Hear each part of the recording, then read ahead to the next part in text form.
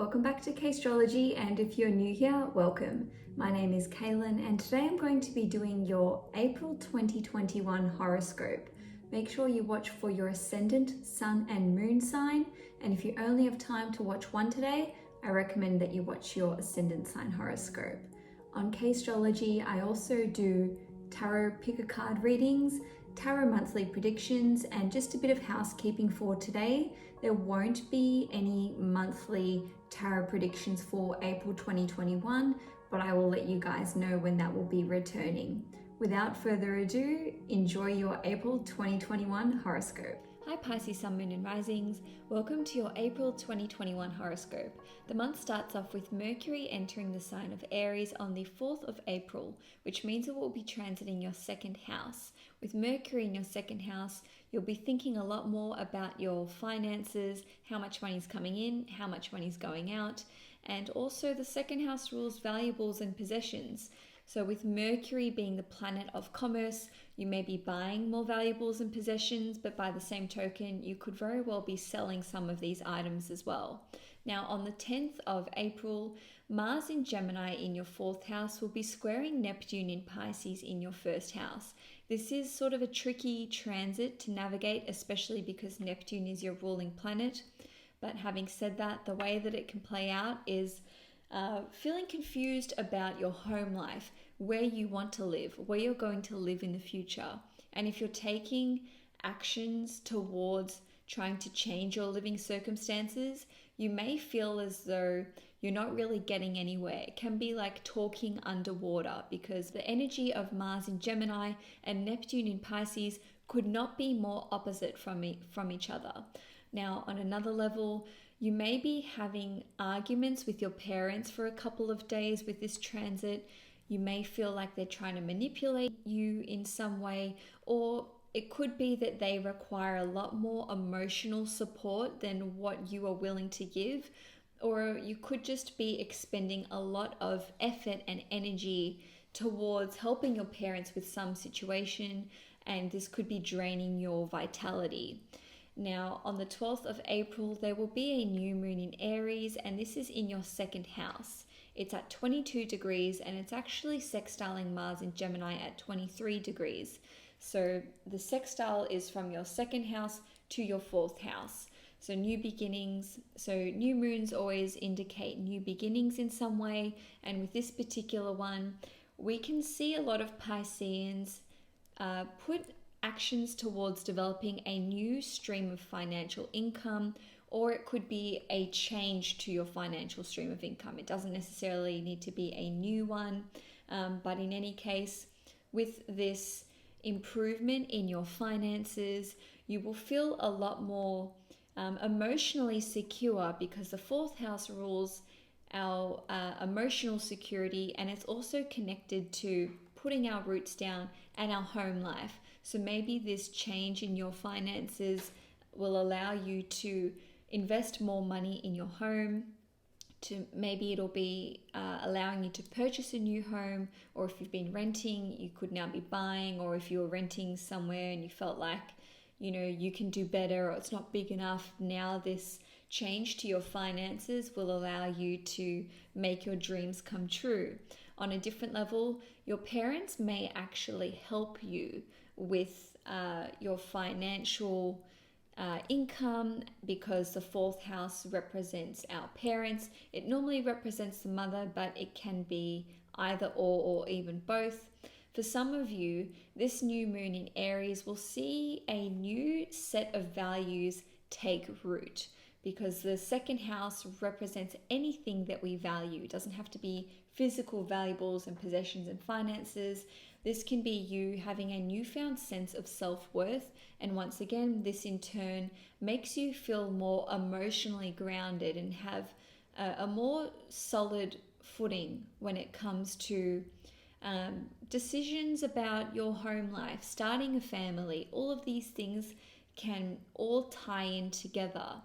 Now, on the 12th of April, we will also see Venus in Aries in your 2nd house, squaring Pluto in Capricorn in your 11th house.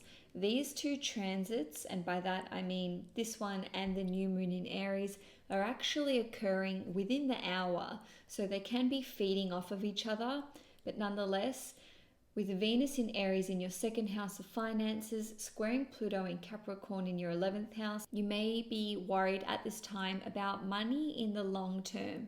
And this could be what propels you to make some changes about how you can be more financially stable. This transit between Venus and Pluto can see there being arguments with you and an older sibling over finances. On a different note, some of you may be feeling undervalued by your friendship network or by an older sibling.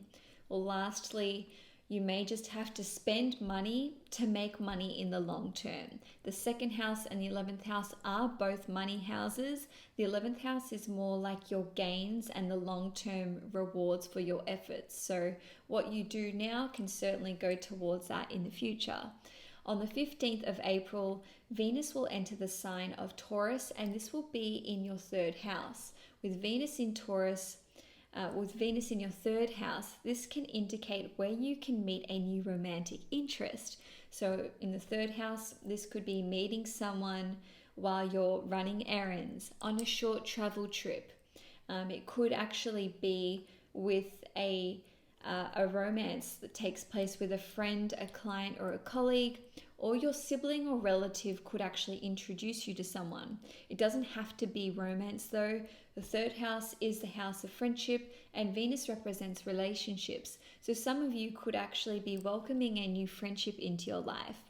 Now, it doesn't have to involve other people. With Venus in your third house, you could simply be enjoying reading, writing, and communicating during this time, or even creating art. Then on the 19th of April, we will have Mercury enter the sign of Taurus, and on the 20th of April, the Sun will enter Taurus. So Mercury, Venus, and the Sun will all be in your third house. With all of this third house activity going on, you'll be very focused on your daily plans, projects, meetings, appointments, short travel trips, weekends away, business, sales, marketing. The third house honestly rules so much. I could go on for hours about it, but it will just be a very busy period for you with all matters pertaining to business, marketing, appointments, and errands. Now, on the 23rd of April, Mars will enter the sign of Cancer, and this means Mars will be in your fifth house. It will be there for 7 weeks until the 11th of June, and it's actually been over 2 years since Mars was last in your fifth house. Now, the fifth house is all about fun, hobbies, passions, being creative, children, romance, and also any kind of business that you start yourself.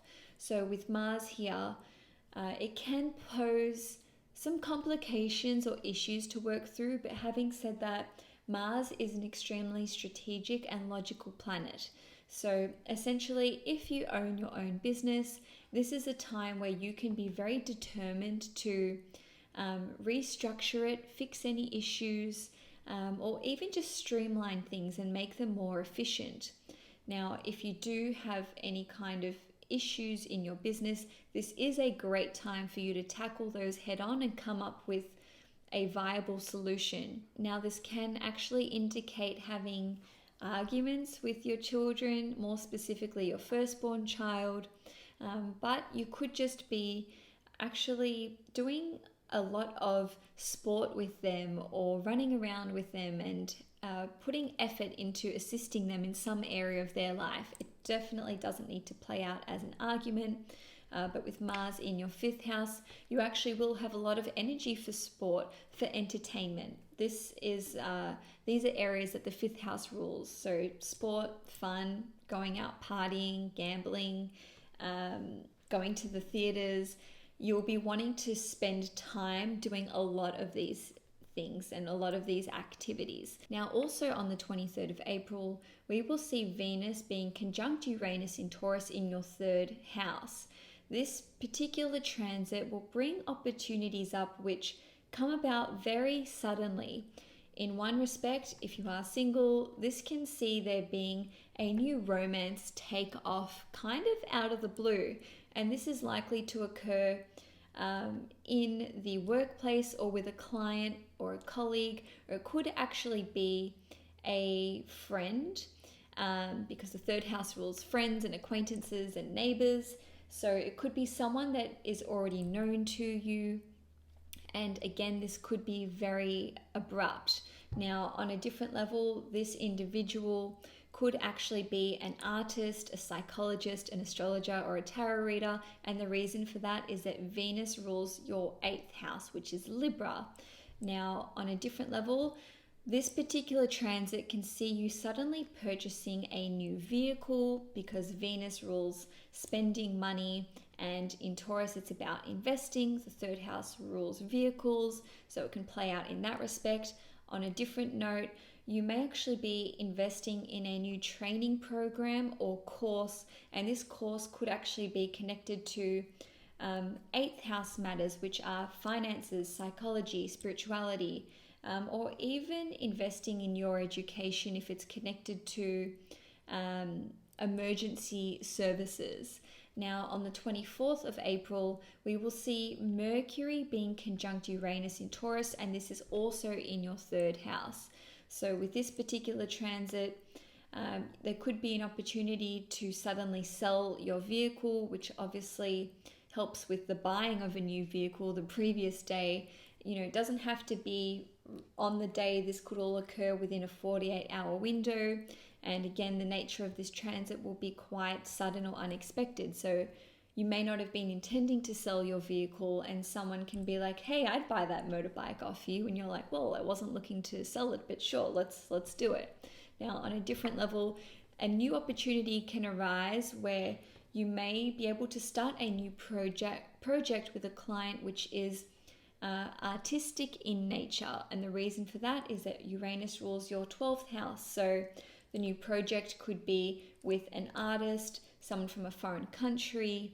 It could be connected to photography or film. These transits could play out in any number of ways. This is a general reading, so just bear that in mind when you're watching my horoscopes. Now, on the 27th of April, there will be a full moon in Scorpio, and it will be at 7 degrees. This is occurring in your 9th house, and full moons indicate the ending of a cycle or a chapter. Obviously, they happen about once a month, occasionally twice a month, but nonetheless, when we have a full moon, the moon is opposite the sun. And in this instance, the sun is actually conjunct Uranus, and this is in the 3rd house. So the full moon in the 9th house can show there being an ending of a chapter which could pertain to your study and your higher education. Maybe you're graduating, maybe you've finished your uni degree, your university degree. Now, for some of you, this could be pertaining to travel. So you might have been living abroad, or you could have just been traveling. And the nature of this particular transit, with Uranus representing swift change and sudden upheaval, is that it could actually come to an abrupt end, or perhaps your plans while you are overseas change suddenly. Maybe you're living in one country and you're suddenly moving or relocating to another country. Now, this particular full moon could see you achieving some kind of position of leadership when it comes to religion. Maybe you're becoming a priest or a monk. Whatever it is, it's some kind of like milestone within the religious sector that you're involved in. Or it could be to do with spirituality, because the 9th house rules education, travel, religion, spirituality, world beliefs. So it really could be any number of different things. With spirituality, maybe you're reaching some kind of milestone where you're able to totally shift your mentality and your mindset to a state of joy or euphoria or optimism. Now, it could play out on a more psychological level, which impacts your hopes and your vision for the future. This can see you having a sudden shift to a state of optimism, or seeing your future with total clarity where previously you may have felt like it was hidden from you. Now, on a more material level, if you are involved in some kind of global company or an import or export, you can have some kind of goal or milestone be achieved, or perhaps your business in this industry can take off. And it can certainly be connected to information technology, complex systems, and travel, which are all represented by Uranus. Now, lastly, for April 2021, Pluto will station retrograde in Capricorn on the 28th of April, and this is in your 11th house. Pluto goes retrograde once every year for about 5 months, and the reason that I'm flagging it in this video is that I've noticed with the day of stationing retrograde for Pluto, people can feel a little bit off psychologically. So it's usually just like a one-day thing where you may wake up on the wrong side of the bed, but don't freak out that you're going crazy or that you're suddenly feeling down in the dumps. It's just Pluto changing direction. So Pisces, that's all I have for you for April 2021. I hope you enjoyed this horoscope. If you did, please give it a thumbs up. If you'd like to see more content from me at CAISTROLOGY, please subscribe to my channel. Just remember that I offer one-on-one private tarot readings and astrology readings. So if you want to book those, head to CAISTROLOGY.com. Enjoy April 2021, and I will see you guys next month.